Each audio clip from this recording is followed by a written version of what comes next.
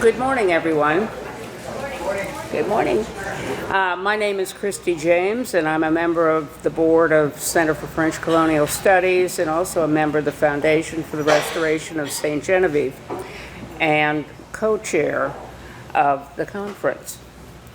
Our next speaker is Sharon Person, is Professor Emerita at the St. Louis Community College, St. Louis, Missouri, where she taught English as a second language for 25 years. In 1982, Sharon received her MA in teaching English to speakers of other languages from the University of Illinois at Urbana-Champaign. In 2007, she received an MA in history from the University of Missouri, St. Louis, with a concentration on early American history. She has written extensively and researched even more on French colonial Illinois country. She received as co-author from the State Historical Society of Missouri the award for the best book of 2015 for St. Louis Rising, the French regime of Louis Saint-Onge de Bellerive, and recently co-authored with Dr. Carl Ekberg their latest book, Dawn's Light Woman and Nicholas Franchon. Sharon has also published numerous articles in the Missouri Historical Review, as well as other journals. She has been a frequent speaker regarding colonial Middle Mississippi subjects at numerous historical conferences, including several past St. Genevieve history conferences. Please welcome Sharon Person as she presents What's in a Name in 1787 St. Genevieve, Catherine Alemande and Élisabeth Datchurut.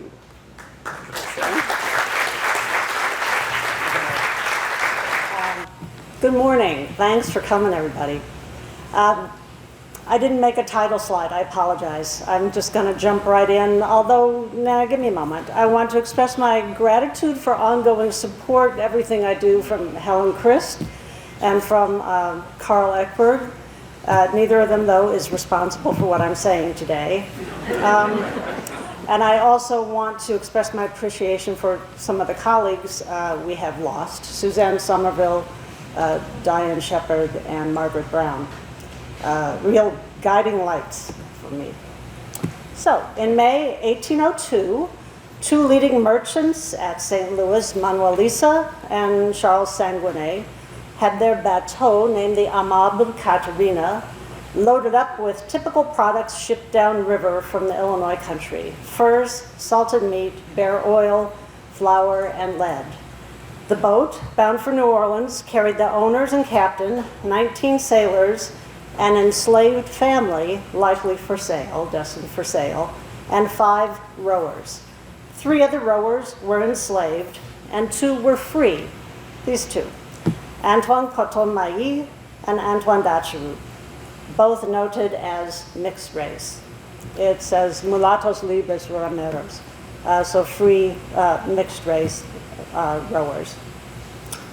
Coton-Mailly, age 26, was free-born, never enslaved, and Datchurut, age 30, was freed, manumitted from enslavement, with his mother and siblings in 1782 when he was 10. Both of them spent a boyhood in St. Genevieve. The first Antoine was the son of Catherine, and the second Antoine was the son of Elizabeth, and this is how their names typically appear in St. Genevieve records. They were 2 female heads of households enumerated on that 1787 Spanish census of St. Genevieve, which I've been researching the names, doing annotations for the last 2 to 3 years. Before I go on, though, just a reminder, when I say Illinois country, you have the Mississippi River there in the middle, and the Missouri River, Merrimack River, Illinois River. All of that was the Illinois country, right? And after 1763, when the eastern part became British and the western part became Spanish, it was still the Illinois country. So referred in documents, just the western part of the Illinois country for St. Louis and St. Genevieve. So this is my location here. The 1787 census, I'm not going to talk a lot about it, but the first two of the 80 households on that census were prominent ones. Francois Leclerc, there you are. We met him in the cemetery yesterday. He was delightful. The village scribe, who likely drafted the document with the assistance of the second named man, André de Guerre, son of St. Genevieve's first militia captain. Each man was listed with his wife and children on the census, 2 children for Leclerc, 8 for de Guerre. My people, Catherine and Elizabeth, on the other hand, they were unmarried, listed far down among the almost 400 named residents. They offer a glimpse of life, not of prominent residents, not prominent families, rather what I would call the economic and social margins of St. Genevieve's community. They bring to light the late 18th century population of free people of color in St. Genevieve and St. Louis. But for me, lives on the margin necessarily reflect back on the larger community. That's kind of my conclusion, so see if I convince you. Catherine's roots are as yet undiscovered. Her story is untold. Elizabeth is known, and perhaps too many have written about her. Her story deserves a fresh look, and Catherine's a first look. So the accounts of their lives that I'm going to tell you were assembled from original French and Spanish sources, not yet published. From the research and writing on the population of St. Genevieve in 1787 has emerged the potential influence of Article 6 of the French Code Noir. If you just bought a copy, go ahead, open it. The Code Noir promulgated in 1724 for Louisiana. These slave regulations. What did it mean for St. Genevieve in the 1770s and 1780s? Article 6 was the longest article. I confirmed that with Dan. Article 6 was the longest article in the 1724 Code Noir. It explicitly forbade contracting marriage between white subjects and blacks. I want to read this carefully so I get it right.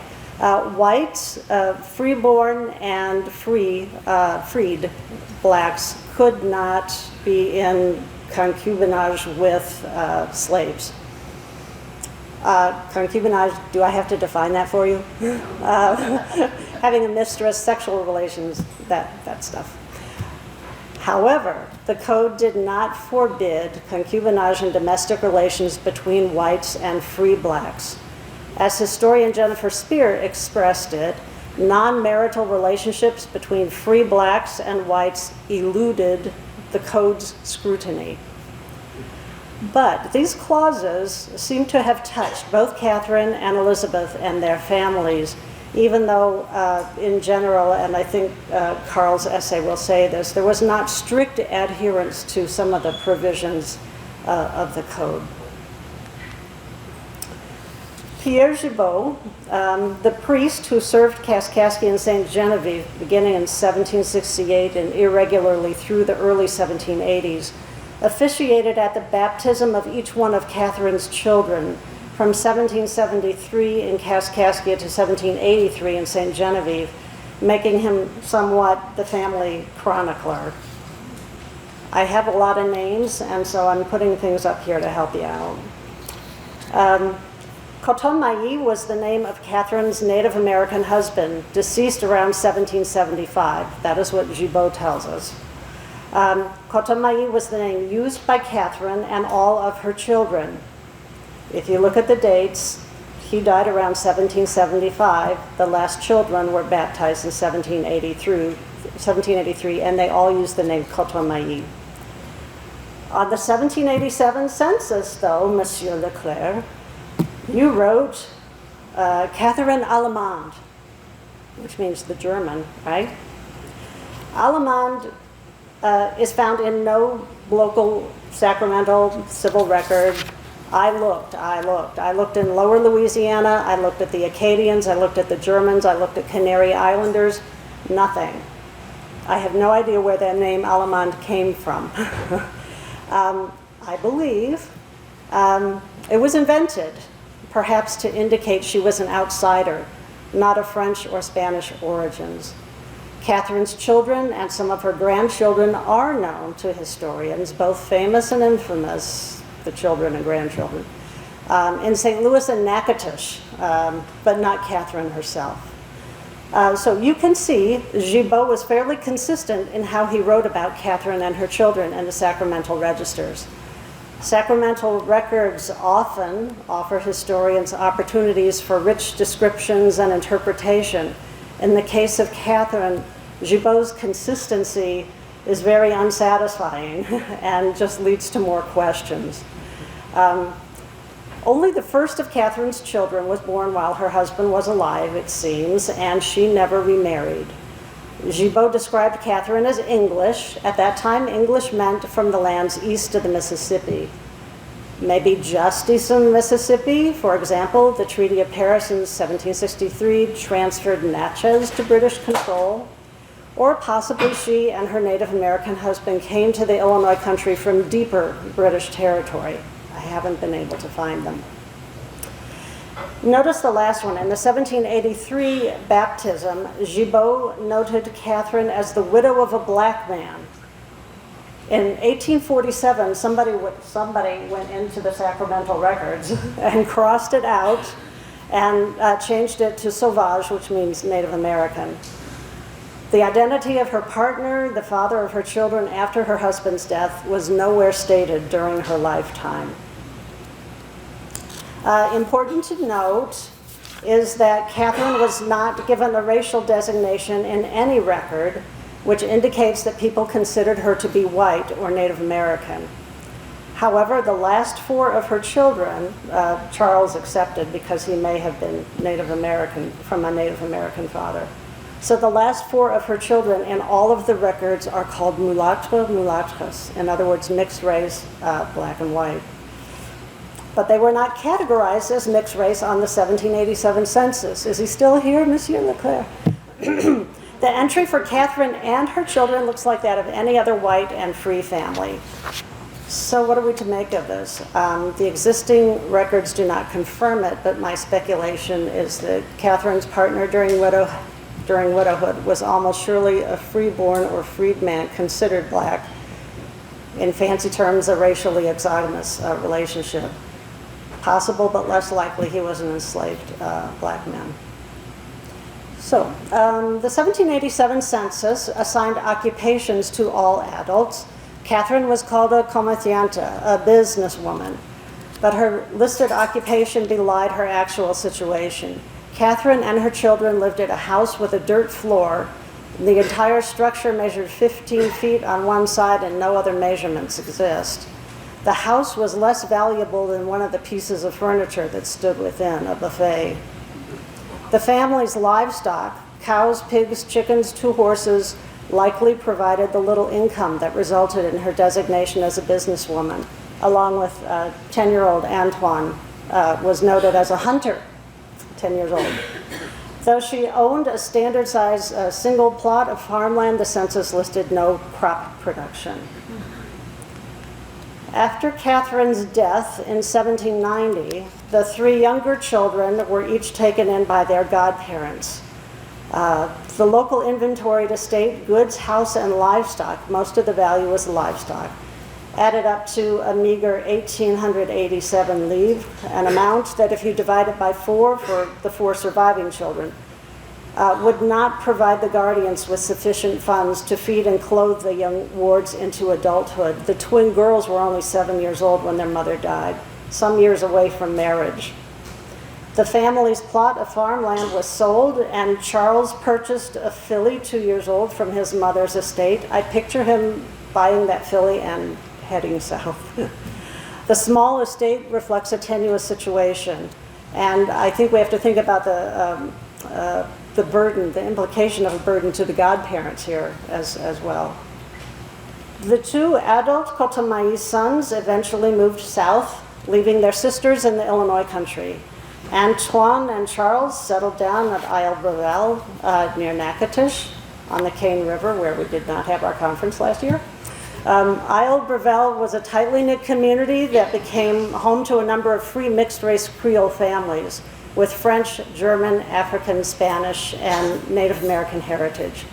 Isle Brevel is the bailiwick of the genealogist par excellence, Élisabeth Shone Mills, who has documented Antoine's and Charles's lives there. Charles Cotomayi, the eldest son, died and was buried at Isle Brevel in July 1846, aged about 72. Antoine, was a planter and a slave owner. He became rather infamous when it emerged that the woman whom everyone knew as his wife, Jeanne Delors, was in reality his slave. And so also were their grown married daughters, who as a result were in illegal marriages under Louisiana law. A free person could not marry an enslaved one. In 1834, 5 years before his death, Antoine formally freed his children and then his grandchildren, and legal matters for them eventually resolved. Antoine died in Lower Louisiana, 1839-1840. The name Cotomayi has entered the literary canon in a short story, one of the most famous short stories, by St. Louis writer Kate Chopin, a minor character yet full of foreshadowing. Chopin chose the area of Natchitoches as the setting for many of her stories. It's a great example of something that interests me a lot, the intersection of literature and history. Her name was Kate O'Flaherty. She married Monsieur Chopin, who had family in Lower Louisiana. I'm told that's pronounced Cloucheville. So Kate Chopin lived there from 1879 to 1884. At that time, she was contemporary with descendants of Antoine Cotomayi, both in Cloucheville and in St. Louis, which I'll get to in a moment. So the Cotomayi family is linked to the St. Louis Clay Morgans as well, because Antoine had another daughter named Pélagie, who lived enslaved in St. Louis. Pélagie may or may not have been born from Antoine's relationship with Jeanne Delors. When she married, Pélagie used the name Pélagie Antoine Baptiste before the priest. Her name was Pélagie, her father was Antoine. Was his father Baptiste? That's the only indication we have of perhaps the name of Catherine, Antoine's mother's partner. So Pélagie Antoine Baptiste married, and she married a Clay Morgan in 1820, a son of Jacques Clay Morgan and one of his enslaved black mistresses named Alemande. Those of you who know the story, it was not the more famous Esther. After Clay Morgan died, Pélagie remarried and became known by her second husband's name, Rutgers, Pélagie Rutgers. I'm sorry, I don't have an image here. Upon his death, Pélagie received substantial real estate from his succession. Julie Winch, in her chronicle of the Clay Morgan family, said Pélagie Rutgers, quote, reigned supreme as the Grand Duchess of colored St. Louis. This is such a far cry from the dirt-floored house that Antoine grew up in St. Genevieve. Rutgers wrote a detailed will before her death in St. Louis in 1868, which confirmed her kinship to the Isle Brevel family. Her wealth passed to her daughter Antoinette in St. Louis. But here we have the 19th century, the new generations of descendants of Catherine Cotomayi were found in St. Louis to Natchitoches. And they knew each other. And I think we always grossly underestimate how people communicated at those times. Turning to Élisabeth. Élisabeth, and I'm hoping some of you know this story a little bit. I'm going to kind of blow it out of the water.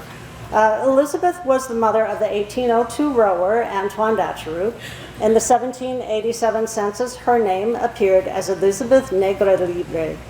She had been freed 5 years earlier. Again, she's in St. Genevieve.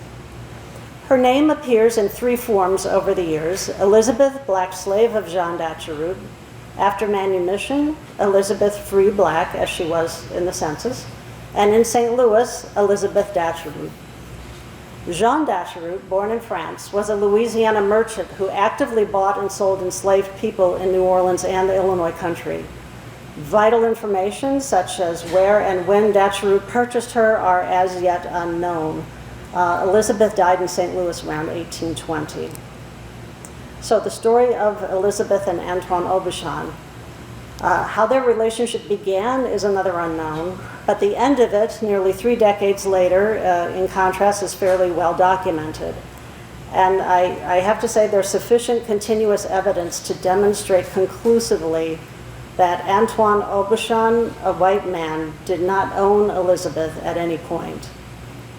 Interracial sexual relationships resulting in illegitimate or sometimes natural children born to so-called unknown fathers were, in Carl Eckbert's words, an ordinary phenomenon in the Illinois country.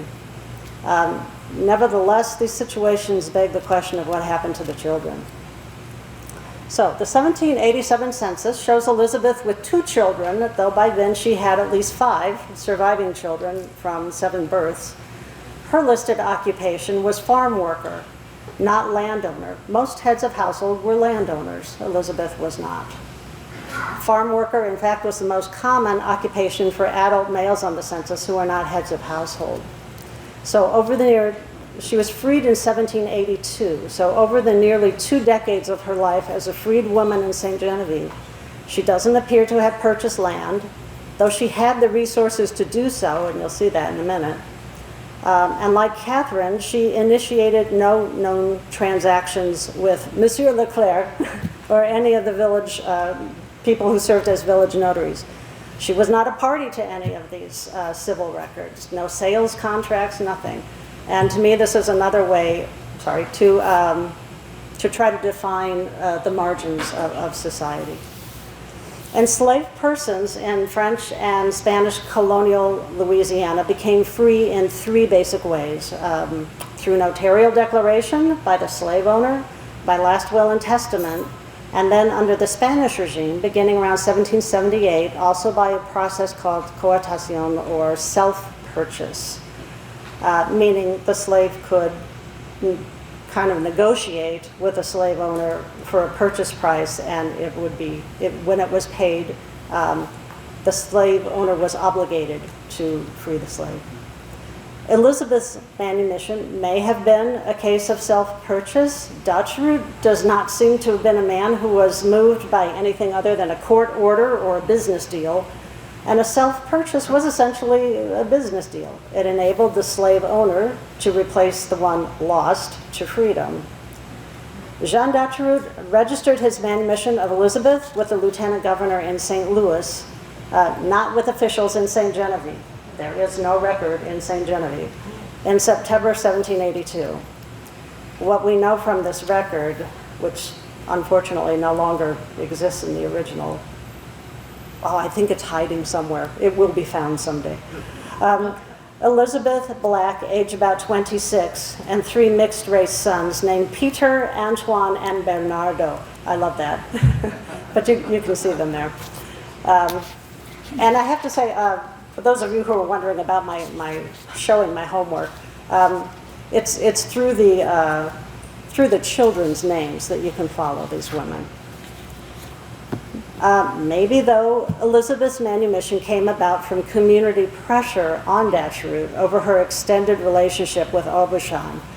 Once she was freed, their relationship no longer violated Article 6 of the Code Noir that prohibited white people from living in concubinage with an enslaved person. I have a more practical take on it as well. If Jean Datchurut died while Elizabeth and her children were still enslaved, still his property, his creditors might seize her and the children, Antoine's children, to satisfy Datchurut's outstanding debts. There have been stories like this from Louisiana. And I think that this weighed on Elizabeth and presumably on Antoine also. The 5 children born after September 1782, after the manumission, were freeborn, not manumitted. And again, in the Code Noir, and I believe in society, there's a difference. The last child, I already took him away, Francois, his godfather was Francois Valet II, the commandant.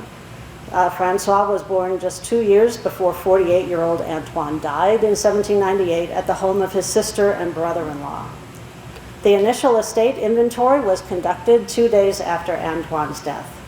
The third day, Élisabeth spoke up, as it were, by engaging a scribe to take down her words in the form of a petition addressed to the lieutenant governor in St. Louis, Zenon Trudeau. The petition is as close as we get to Elizabeth's own words if we can read through some of the formulaic legal flourishes. I'm going to give my own inept translation here, but I think it's important. Monsieur, Elizabeth, a free black woman living in St. Genevieve, humbly beseeching, has the honor to tell you that she has had with the deceased Antoine Aubuchon 10 children, of whom the 2 eldest have worked for the account and profit of the deceased. During his lifetime, the deceased continually promised to your supplicant, to Elizabeth, to leave them his succession. However, he died without having written a will or making any disposition for the children in such a manner. His heirs are preparing to take possession of all his material goods, and particularly the harvest, of which he has returned to the supplicant, to Elizabeth, the half, for 26 years. In other words, for 26 years, they had shared the harvest 50-50. And this is why I think she would have had enough funds to purchase her own freedom. So the heirs were about to take the harvest and the salaries for the work of his 2 children. Although she was not united with the deceased by sacrament of marriage, it is no less true that everyone knew precisely that he was the father of her 10 children. The supplicant trusts in your kindness and compassion to ask the heirs of the deceased to grant assistance for the poor orphans. She will not cease to wish for the preservation of your days. And you can see on the right there, St. Genevieve, the 27th of January, 1798, signed with the mark of Elizabeth, a free black woman. Elizabeth had witnesses to prove her statement. She named Jean-Baptiste Lacroix, Jean Boyer, and Maroc, Pierre Chauvin de Maroc. A time was scheduled for their depositions, but if that session took place, the records of their statements no longer exist. Elizabeth's statement that Antoine was the father of her 10 children was never disputed. In the Illinois country, plenty of evidence exists of fathers providing for their illegitimate or natural children, and these cases were well known. Think Pierre Leclerc. For Antoine Aubuchon to make his children with a formerly enslaved woman the legal heirs of his full estate may have met with resistance in St. Genevieve. The couple could not marry, according to Article 6 of the 1724 Code Noir, and added to that, Article 52 declared that freed and freeborn persons could not inherit from whites by donation or inheritance. In other words, according to the French Black Code, Antoine could not marry Elizabeth, and he could not write a will that would leave their common property to her or to their children, not to any of their children. According to international law expert Hans Bade, the slave law of post-1769 Spanish Louisiana operated in a Spanish rather than a French legal environment. Bade contrasts this, though, with what he called the living slave law, which, especially farther from New Orleans, remained French. Under Spanish law, a man could bequeath up to 1/5 of the estate to whomever he chose, including natural children. Perhaps Antoine and all of St. Genevieve was wrestling with the legal restrictions, and Antoine simply ran out of time when death called. Upon receiving Elizabeth's petition in St. Louis, Lieutenant Governor Zenon Trudeau delegated the case right back to Commandant Delassou de Louisière, New Bourbon. Because the Lieutenant Governor said he was closer to St. Genevieve, of course that's true, but possibly Trudeau did not want to get involved because he was acquainted with Elizabeth's oldest son, Baptiste, who had stood as godfather, signing his name in the register to the child of one of Trudeau's slaves. When you look at that signature, don't read it Bates. Do 2 syllables, Baptiste. So Baptiste Datchurut. And here you have to pause a moment to consider how he learned to write, and a whole lot of questions I have that come from that. Francois Vallée II, as Commandant of St. Genevieve, normally would have been the addressee of such a petition, but he had to excuse himself from the process. Valley could not make a determination on Elizabeth's petition because he was one of the heirs of the deceased Antoine Aubuchon, a conflict of interest. This is my masterpiece. So, this absolutely critical fact determines which of the two adult Antoine Aubuchons in St. Genevieve was the consort of Elizabeth. Valley disqualified himself. Okay, genealogists, sharpen your ears. Valley had to disqualify himself because his deceased mother-in-law, Marie Aubuchon, was the sister of the Antoine Aubuchon in question. And Valley's wife, also named Marie Carpentier, was an heir in the estate proceedings in place of her deceased mother. And this was the conflict of interest. Importantly, then, we understand that the heirs to Antoine Aubuchon's estate were his siblings. These are unmistakably the people that Elizabeth sued. Their names are all over the documents in the litigation. They were the children and granddaughter of Pierre Aubuchon and Marie Brunet de Bourbonnois, namely Auguste, Pierre, Catherine, Elizabeth, and Marie, the deceased wife of Henri Carpentier, parents of Valley's wife. Under both French and Spanish law, they became Antoine's heirs because Antoine was not married. If I sound a little, a lot of wrong stuff is out there in print and on the internet. The siblings became Antoine heirs because Antoine was not married. The other Antoine, on right, Tonish, which Monsieur Leclerc is written Thomas in the census? No. Okay, but maybe that was the copyist who couldn't understand Tonish and so wrote Thomas Aubuchon, was the son of Antoine Aubuchon and Elizabeth de Launay. Because Tonish was married, his heirs at his death in April 1803 would be his widow and their children, and the couple's 1766 marriage contract would govern the estate division. The sons and daughters of Pierre Aubuchon on the left had no role whatsoever in the estate of Tonish Aubuchon on the right. The notarial documents for both men, the identification of their families, remove all the confusion on the identity of the father of Elizabeth's children. Two Antoine Aubuchons, two estates, two mutually exclusive sets of heirs. It was the single Antoine Aubuchon, not the married Tonish, who was the father of Elizabeth's children. Early in the process, to resolve Elizabeth's litigation, the heirs agreed to give her the share of the harvest she claimed as her due, half of the flour in the barn, an implicit recognition of the long-standing arrangement that Elizabeth had with Antoine. Later on, a few weeks later, goods and grains were removed from Aubuchon's inventory possessions, set aside prior to the estate sale for the wages of Elizabeth's sons. In the estate sale, March 1798, the land of Aubuchon at Pontbasse that Elizabeth, Antoine, their children, and Antoine's two slaves had likely worked together, was sold to Marie-Louise Vallée, the widow Villars, again, part of the extended family.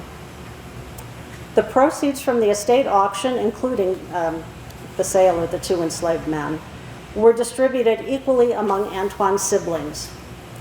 Elizabeth got what she asked for in her petition, but a wife would have inherited half of the estate and the children the other half. Soon after settling her claim on Aubuchon's estate, Elizabeth is found in St. Louis. I hope you can all see that. I'm going to try this. Oh, okay. Here she is. This is Block 75. If you think of the arch, think of the south leg of the arch. We're going south towards Carondelet, pretty far south towards Carondelet. So Block 75 belonged to Élisabeth Datchurut and her heirs. This is a map from 1855. Emily is here somewhere. Emily's right there. Our map expert. There was a lot of interest in the mid-19th century about who owned the land, and this map maker was trying to go back and find who owned the land and had the surveys approved by the American government. So St. Louis offered prospects to earn a living not based on farming. It had a small, likely supportive nexus of free blacks. Baptiste may already have relocated there as he became a trader and translator in the Native American tribes. In St. Louis, Elizabeth's name appears primarily this way, as Élisabeth Datchurut, a name that was a signal of her legal history, her history of enslavement. She never used the name Élisabeth Aubuchon. In the next years, she and her adult children each acquired lots in the town of St. Louis, again, a number of blocks south of the church. Their ownership of these lots, all of them, was confirmed by the American Board of Land Commissioners in the early 1800s.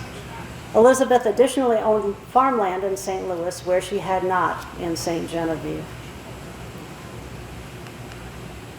Noticeable in the St. Louis records is that the children born after her 1782 manumission generally use the name Aubuchon as adults. It's really kind of mixed. The oldest, Baptiste, was, I think, always Baptiste Datchurut. Pierre, I found him just yesterday as Pierre Aubuchon. So it kind of went both ways. And you can see this map, which is, I don't know, the size of the bar back there. It's a huge map. It has a key in the bottom, alphabetically listing the people's names and the survey number, which you can see that number 304, number 258. So these are two of Elizabeth's children, Aurora and Adelaide. They married into the Moran family. I'm going to take a couple extra sentences here to talk about this extraordinary block here. So this is block 77, 2 blocks north of where Elizabeth's lot was. You can see Adelaide Aubuchon there. And over here, next door, is Marguerite Martini. I know you all remember reading St. Louis Rising. Jean-Baptiste Martini was the captain of the militia in St. Louis. Marguerite was one of the enslaved people that they had. She was described both as Métis, half Indian, and as mulata. Very confusing, but there she is, with a land claim settled in the early 1800s. And the lot right next to that, Philippe Guillory, I left that slide up for a really long time, the Cottemaille children. Hyacinth Cottemaille married Philippe Guillory. So we have this nice little nexus here of freed landowners in St. Louis. Okay. The names Aubuchon and Datchurut sometimes alternate from one record to the next, but especially for Adelaide, who presents an interesting case. And here we have to go back and think, what were people thinking in St. Genevieve? Adelaide was conceived during her mother's enslavement and was born several months after her mother's manumission.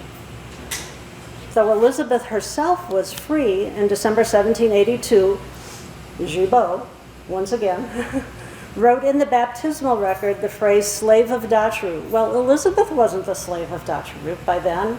So did he mean Adelaide? The infant he was baptizing was a slave of Datchurut? To double down on this problematic situation, Gibault, or another church official, wrote in the margin that Adelaide was illegitimate. And that was the only child of Elizabeth and Antoine Aubuchon to be labeled as illegitimate. So was Adelaide enslaved, freed, freeborn, according to the law, or more importantly, according to the minds of slave owners, the priests in St. Genevieve? So this land transfer in 1812 refers to her as Adelaide Datchurut, a name she really never used. There she is, and it says mulatress libre, so free mixed race person. Again, I don't know. I do sometimes think it's deliberate, and sometimes I'm not sure. Datchurut, again, was the name that tied her to slavery, to her mother, and to Jean Datchurut. When Adelaide at last married the father of her children, another little story I don't have time to tell, in 1829, the priest accepted the accurate names. You can see here is her name, Adelaide Aubuchon, and she is described as the daughter of Antoine Aubuchon and Élisabeth Datchurut. And that was her marriage. So, what's in a name? The fluidity, the inconsistency of family names in these stories is more Then just a caution for family genealogists, though I believe the misidentification of the Antoine Aubuchon, who was Elizabeth's partner, has had really unfortunate consequences. In almost 40 years of freedom, Elizabeth was known only by the name of the man who had purchased and freed her. In this, she was the same as St. Louisans Jeannette Forget, Marie Labastille, who is also from St. Genevieve, Marguerite Martigny, various Charleville Labadis. All of the Cottemaille children carried the name of their mother's deceased husband, though only the eldest might claim him as father. A 2003 essayist writing about African Americans in 19th century St. Louis lamented that, aside from 3 free women of color he could name, the rest of that early population is lost to history. Such pronouncements verge on historical malpractice. I get really angry. One hopes that in the intervening years, this writer has regretted his assertion. It remains true, however, there is much more to recover about the lives of women, men, and children on the margins of Illinois country society. Thank you.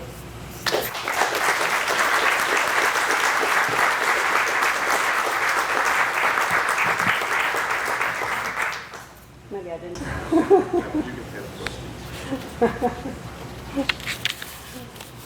Any questions? I love the language in this document there that they're being pardoned. Yeah, yeah. Just get pardoned, but you have to say why. Yeah, for yeah. the scandalous life. Yes. Well, and this is another thing. Some of these marriages occur well after children are born.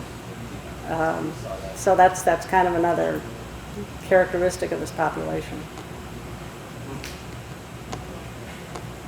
Well done. Well Thank you. researched. Thank you. I love looking. Yes, yes. Scandalous it was exactly quite a bit.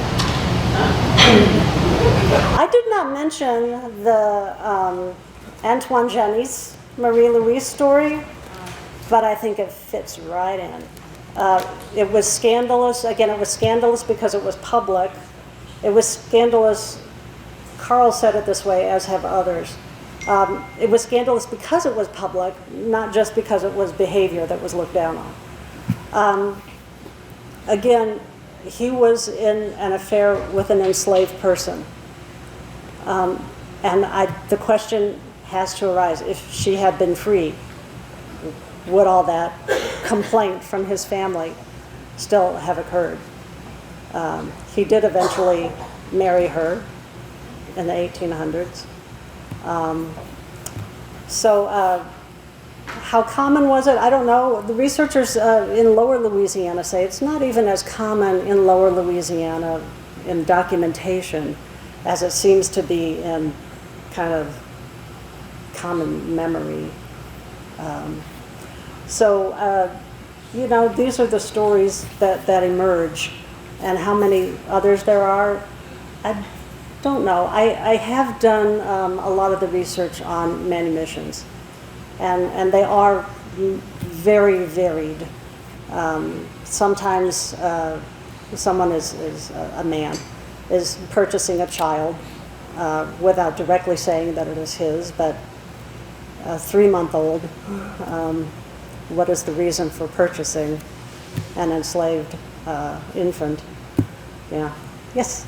I just had a question about the ratio of men to women in the Illinois country, especially St. Genevieve, and maybe you're talking about 1790. Is there a ratio? Is there a disparity between the number of French background women to men?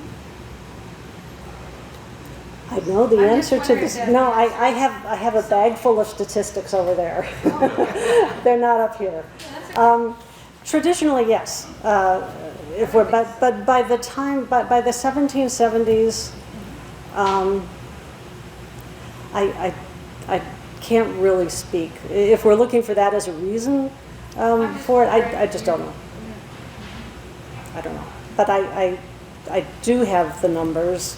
I have them written. They will be published. They're just not in my head. Bob, do you remember? I don't know the answer, but I mean, we're blessed with census data from 1752, 66, 87, 91. 91. I think 100, well, 1798, new urban census. So Yeah. that data is always out there for investigation and analysis. Yeah. I'm just going to say, I know, but I can't tell you. No, it's not a secret. And if you told her, you'd have to shoot her because No.